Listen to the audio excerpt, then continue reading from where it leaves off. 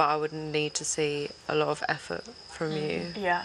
Obviously, I was happy Buzzing on inside, the but I was like, Inside. We all got a little bit of devil inside. I guess karma is real, and the producers and the editors of Love Island are shady as hell for actually zooming out so that the audience could see where Olivia was as compared to where Tom and Ellie were. Oh my god. Oh my god. Anyway, hey there. It's Valerie again. Welcome back to my channel. In this episode, I'll be reviewing Love Island, season 9, episode 14. If you're new, please don't forget to leave a like and a comment and subscribe. So the scene starts off after the game, obviously, and Zara is upset. She has every right to be upset. And I think I have to give her credit because it seems all her sort of gripe was aimed at Tom. She didn't sort of bother to sort of go individually into every single person, but she focused on the thing that she felt was very important to her, which was Tom. And Jesse for saying, "Oh, I had an ick with Will and the way he behaved," and it's like. You don't need to discuss it with the girls. I think you need to approach Will and have a conversation. So Zara sort of says that she's upset at the fact that Tom said, he would take Olivia's face and Zara's body and Lana's character. And for her, she felt she was more than just a body. She said, because he kisses me, he talks to me, he looks at my face. And for him to say he doesn't like my face, that is where my talking comes from. That's where my facial expressions come from. So what does that mean? I am really upset about this. And I am very disappointed in Lana because as soon as she walked away from Zara, she ran to where Tom was in the kitchen. Instead of pulling Tom aside from everybody else, she just sort of blurted it out that, Zara is upset because of the comment you made about Olivia's face. And Olivia being smug and all, and it's just like, I don't think that's it. And Tom, I think, doesn't realize he's punching above his weight. He was actually, because the relationship is over.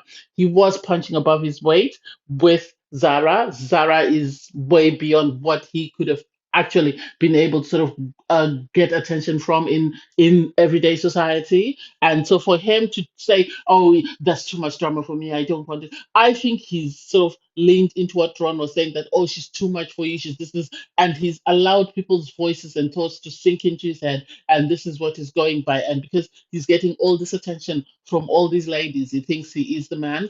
And I have to give it to Will for sort of saying to him, you know, yes, it might be a game, but the fact that you know that Olivia is a bone of contention in your relationship and you decide to pick her into that equation doesn't make sense.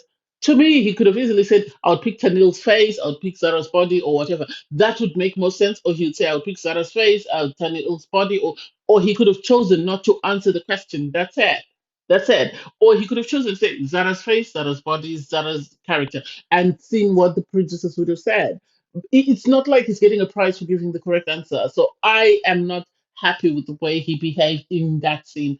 I think he should have been man enough instead of ranting around in the kitchen and having Ron sort of be his cheerleader. Ron is the worst person in the villa for you to get advice from or for you to sort of get an opinion from.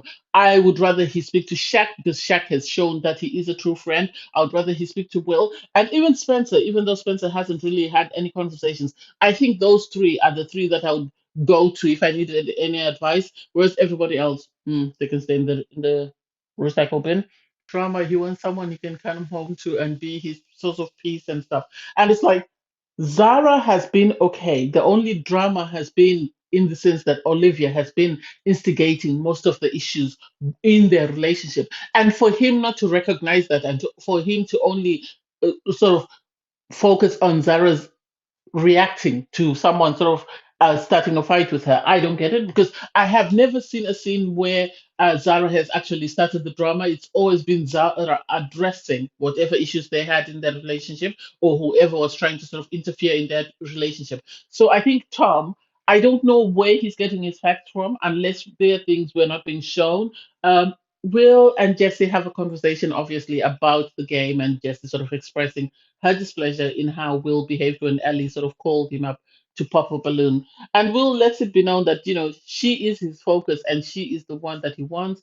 Obviously, he does understand that he does have these, tendencies that might annoy her or might turn her off, and he will try and tone them down. And he's man enough to say, if there's anything that's there that makes you upset, just let me know and I will work on it. So I have to give him credit for that. And then so Spencer has a conversation with Ellie and Tanya where he's talking about Olivia and the fact that she still seems like she's still stuck on Tom, and he doesn't know whether she will ever turn away from that. And he wishes she would be honest with him. That way he doesn't waste his time on her. So Spencer says that Lana would be his ideal girl to date if in the real world, because she has all the characters, or she's this type. But the problem is Lana is stuck on Ron, and he doesn't think her head will ever turn from Ron. And for me, I understand it. Him looking at Lana. I have said this before, that Lana needs to keep her options open and be open to talking to the other guys, because Ron is going to break her heart. And that's a promise. Ron is going to break her heart, because if this is the way he's behaving in the villa with every bombshell that comes in, I can only imagine what he'll do when Casa Amor starts. I can only imagine what he'll do when Casa Amor starts. Tom, I don't get him asking Zara when she comes to make a cup of tea how she is, and is she okay? And it's like, really, if you're that concerned about her, why didn't you pull her aside, or why didn't you go to where she was and sort of have a conversation with her and ask her how is she? And Zara was, well, she told him most, I just need to sleep, and I'm happy that she took a moment to sleep and sort of reflected on everything that was going on and decided that, nah, let's have a conversation. The girls did talk in the morning and sort of were sort of talking about their relationships. This is a morning debrief that everybody has. Nothing has changed. And then Ellie decides to have a conversation with Will, and Will was actually excited that from going from where no one was not interested in him at all to suddenly having ladies pulling for the chat. That's quite interesting. And I have to give him credit because he said, I'm in my coupling, and I'd rather stay in it. I think Ellie's just looking for anyone to bite. I think Ellie's just looking for someone to bite. And the moment someone bites, then that's it for her. Um, and I really don't think she's that interested in Will. I don't know. I might be wrong. So Will shuts her down and sort of has a conversation on her, or on who her options might be, or who she might consider as an option. Ellie, as I said, is playing the field. She's grafting. She's trying to look for someone. So she goes to graft Tom while he's working out. They have a conversation with her flirting with him. And I think with Tom, I don't like the fact that Ellie always feels this a way of trying to bring down one of the girls so that she looks better. I think I've always said this before. Try and reflect yourself in a positive light. You don't need to bring anyone else down. If you are the bright light, if you're brighter than the other person, then people are going to see that. So she was flirting with Tom, and I think Tom was then called by Zara to have a conversation, and they agreed that things weren't working out, and it was better that they choose themselves. And I have to give Zara a lot of credit because she put herself first. Yes, in the villa, you need to be in a coupling in order to be safe, but she chose to put herself first and risk the risk of being sent home because she doesn't, at the moment, seem to have a connection with anyone else. And for Tom to be very dismissive, I think Tom became very big-headed in the sense that he had Zara in his coupling.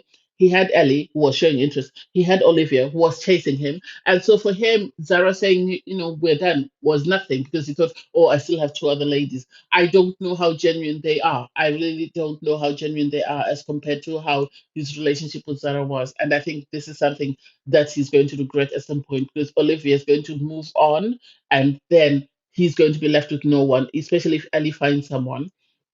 So they do have a conversation. Zara then goes and has a conversation. I'm happy that Shaq was there for her to talk to her and sort of give her advice and guidance. Tanya was there as well with Tennille, and she was just expressing that they've decided to call it quits and just end of his friends just because at this point they don't think it is it. And I have a feeling that if Tom stays in the villa, he's going to start grafting Zara soon when he realizes that the two girls that he was actually good were his type are not that all that, and that maybe Zara was it for him because I have to I am happy that Shaq is there. He's guiding her, he's talking to her, he's giving her advice, he's making sure that she's sort of able to think rationally about what's going on. And that was good for her. So they get ready for the night. And Tennille actually gave Zara a hug. And it seems now, because Zara has stepped away from Tom, the girls are starting to be nicer to her. And now I think Ellie is now the main focus. And I don't know whether it's because the producers have seen the backlash from the viewers, because the viewers are not happy at all with the way Zara has been treated. And for me, I have to say, because they treated Zara so badly, it has made her one of the most popular islanders this season. So whatever the islanders thought they were doing to Zara, it has actually made her the most popular, because if you go on Twitter, everybody's talking about Zara. And some of the islanders, you barely know that they're there. You barely know that Kai is there or Aaron. You rarely see them. Is getting ready. The boys receive a text message to say that a new bombshell is coming in, Sammy. So they need to go and meet her by the fire pit. And the first time you see Kai become more lively, somebody's changed his batteries, because he's just been a wet blanket. You've rarely seen him. He has the same conversations with Tennille. There's really nothing exciting about him. So Sammy introduces herself. She doesn't care about the girls. All she's interested in is finding love. She works in a real estate agency, and it's yada yada yada. Anyway, as would be expected, this doesn't need a magician. This doesn't need a magic ball to convince me. Ron's head was turned. Ron was trying to convince himself, and I have to give credit to, I think it was Spencer or Aaron who said to him, "Are you trying to convince yourself, or are you trying to convince somebody else?" When you were saying, "Be careful that you don't break up your current coupling because of something new," and you could tell it was Ron. Ron is interested. He said, Sammy is his type on paper. Everybody is Ron's type on paper, and I think, as I said before, Ron is looking for someone who he can manipulate. So if he thinks he can manipulate Sammy, he's going to leave Lana for her. And I have to give credit to Shaq, because Shaq said to Ron, if you leave Lana to try and explore things with Sammy, be mindful that this could be the end of your coupling with Lana. So you need to be careful. The girls did go on the balcony, and they were sort of peeping to see who was the new bombshell and what was going on. They were all impressed. They said she's stunning, and they were all curious to know her. The boys, I think, I think, I think Sammy, chances are she's going to turn Ron's head. Aaron did sort of try, for the first time we saw him speak. He tried to show interest, even though he was the end of the couch, and you could barely see him. Tom seemed excited.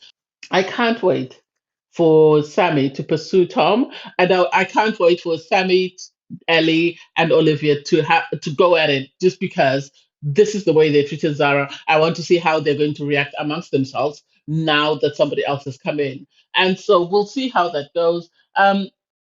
Tom and Olivia had a conversation, and I said this before. Tom is just being polite to Olivia. I think he doesn't know how to sort of let her down, and I think the thing is, he keeps trying to let her down, and she keeps going on about, we still have this unfinished business, and it's like, this unfinished business has been going on for almost 2 weeks. When are you going to finish this business? We need to finish this business. And then, so Kai has a conversation with Sammy, and for the first time you can see he's excited, he's happy about his conversation. He actually seems more lively than he does when he has his conversations with Tennille. So this is a surprise.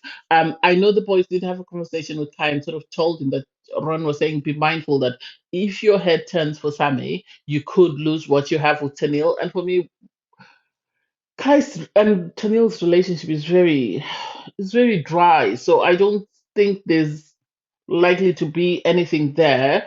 I think they're just in a coupling just because that's the only person that's available for them. And I think if another bombshell comes in that's more Tennille's type, she will leave Kai. She will leave Kai. I've said this before. She's 27 years old. Kai is only 22.